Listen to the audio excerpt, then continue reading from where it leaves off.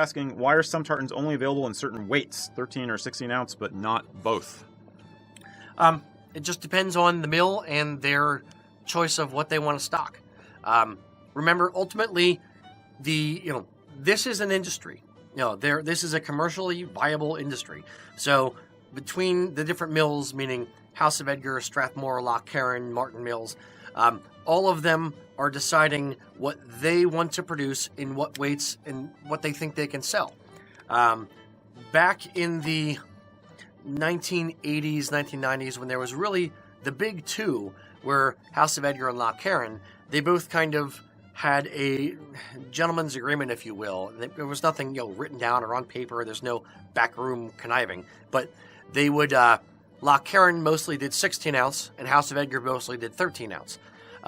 When Martin Mills and some of the other mills kind of came to the fore and started doing more and more tartans, House of Edgar started doing more 16 ounce and Loch Carron started doing more 13 ounce, and kind of it's muddied the waters a little bit on which mills did which weights of cloth. Interesting. That being said, they're just competing entities. So if Loch Carron thinks that, we're going to be able to sell weathered tartans in 16 ounce only, and that's really what people want, that's what they're going to produce. And there's nothing stopping any of the other mills from doing it, outside of, two guys meeting and saying, hey, John, how many tartans do we think, we really want to support? That's a lot of material sitting on shelves, crossing your fingers, hoping it's going to sell. We can move it. You have to kind of draw a line at some point. House of Edgar has like 750 or something like that tartans. They have a lot of tartans that they support.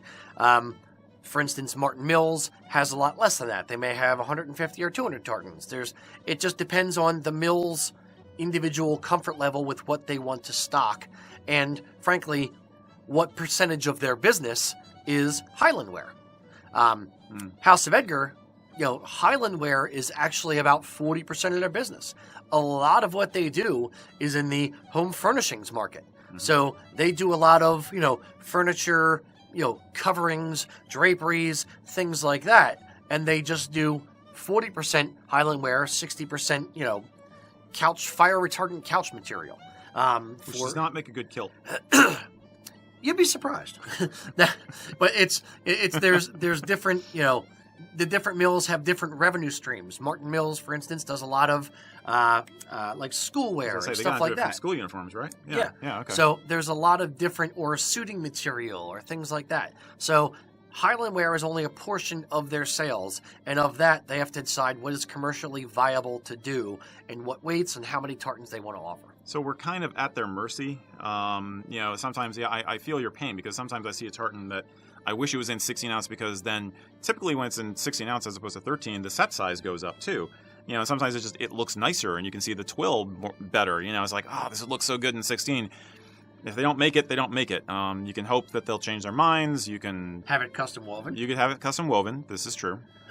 And for bigger names, McDonald, Stewart, Campbell, there's generally a lot more choices, because the mills will see that as a good option to stock in multiple weights. Yep. For like McDonald of Ardshiel, or a small, name, or a smaller name, less populated name, generally you're going to have less options. Unfortunately, you're kind of, again, stuck with what they're offering you, or you can custom weave it, but you're talking a lot of money.